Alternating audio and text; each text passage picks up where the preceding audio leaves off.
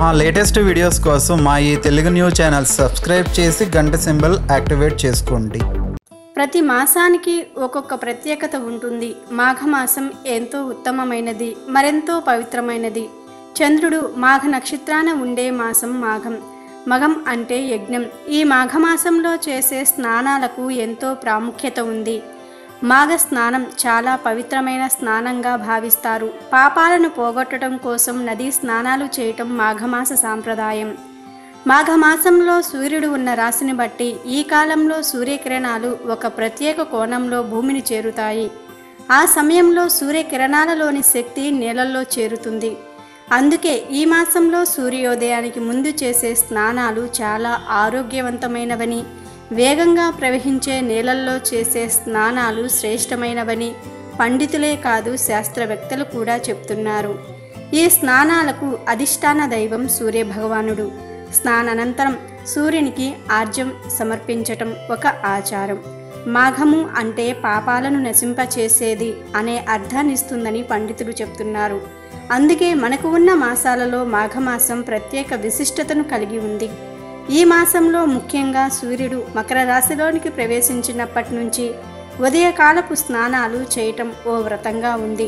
ఈ మాసంలో ఎవరికి వారు వీలున్నంతలో నది, చెరువు, కొలను, బావి, సముద్ర స్నానాలు చేస్తారు.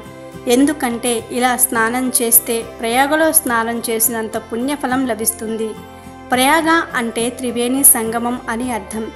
సాక్షాత్తు ఆ సకల దేవతలందరూ కూడా ఈ మాఘమాసంలో త్రివేణి సంగమంలో స్నానాలు చేస్తారని పురాణాలలో చెప్పబడింది.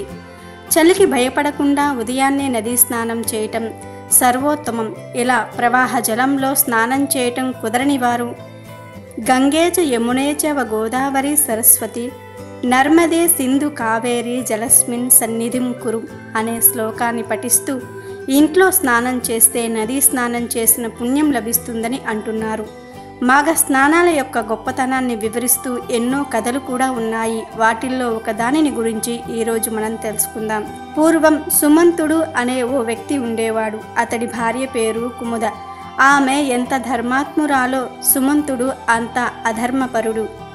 అడ్డదారుల్లో ధనం సంపాదించటమే తప్ప ఏనాడు దాన ధర్మాలు చేసేవాడు కాదు. సంపాదించినదంతా లోభగుణంతో దాచిపెడుతూ ఉండేవాడు. ఒకరోజు ఏదో పని మీద సుమంతుడు వేరే ఊరు వెళతాడు. ఆ రోజు బాగా వర్షం కురవటంతో ముసలితనంతో ఉన్న ఒక వ్యక్తి సుమంతుడి ఇంటికి వచ్చి ఆశ్రయం కోరతాడు. కుముద మంచి మనసుతో అతనికి ఆ రాత్రి ఇంట్లో ఆశ్రమిస్తుంది. మరుసటి రోజు ఉదయానికల్లా ముందే ఆ ముసలి వ్యక్తి లేచి హరినామ స్మరణ చెయ్యటంతో తాను మేల్కుంటుంది. అనంతరం ఆ వృద్ధుడు బయటికి వెళ్ళబోతూ ఉండగా ఇంత పొద్దున్నే ఎక్కడికి వెళ్తున్నావు అని అడుగుతుంది. తాను మాఘస్నాన వ్రతం చేస్తున్నానని ఆ వృద్ధుడు చెప్పటంతో ఆమె కూడా ఆసక్తి చెంది ఆ వ్రతానికి సంబంధించిన విషయాలను అడిగి తెలుసుకుని తాను కూడా మాఘస్నాన వ్రతం చేస్తుంది. కొన్ని రోజులకు సుమంతుడి ఇంటికి తిరిగి వస్తాడు. ఉదయాన్నే సుమంతుడిని కూడా మాఘస్నానం చెయ్యమని కుముద అడుగుతుంది. మూర్ఖుడైన సుమంతుడు తాను చెయ్యకపోగా కుముదను కూడా చెయ్యకూడదని హెచ్చరిస్తాడు. అయినా కుముద సుమంతుడికి తెలియకుండా నదీ స్నానానికి వెళ్తుంది. అది తెలుసుకున్న సుమంతుడు ఆమెను కొట్టడానికి బయలుదేరతాడు. ఆ సమయానికే కుముద నదిలో మాఘస్నానం చేస్తూ ఉంటుంది. సుమంతుడు ఆమెను కొట్టబోయే ప్రయత్నంలో తెలియకుండానే మాఘస్నానం చేశాడు. కొంతకాలానికి ఇద్దరూ ఒకేసారి మరణిస్తారు. కుముద చేసిన పుణ్యకార్యాల వలన ఆమెను స్వర్గానికి, మూర్ఖుడైన సుమంతుడి పాపమైన పనుల వలన అతన్ని నరకానికి తీసుకువెళ్తారు.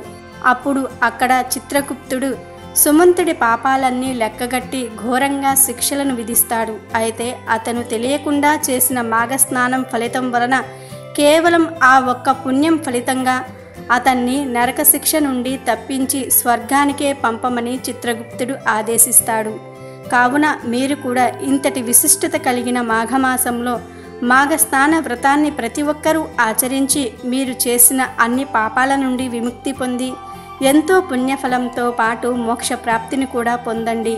మాసమంతా చేయలేని వారు ఏదో ఒక మంచి తిథి రోజున లేదా ఏ రోజైనా సరే ఒక్కరోజు చేసిన మీకు కోటి జన్మల పుణ్యం కలుగుతుంది. మీ పాపాలన్నీ హరించుకుపోతాయని పండితులే చెప్తున్నారు. కాబట్టి తప్పకుండా ఈ మాఘమాసంలో కనీసం ఒక్కరోజైనా ఇప్పుడు మనం చెప్పుకున్న మంత్రాన్ని జపించి ఇంట్లో అయినా సరే మీరు తప్పకుండా స్నానం చేయండి.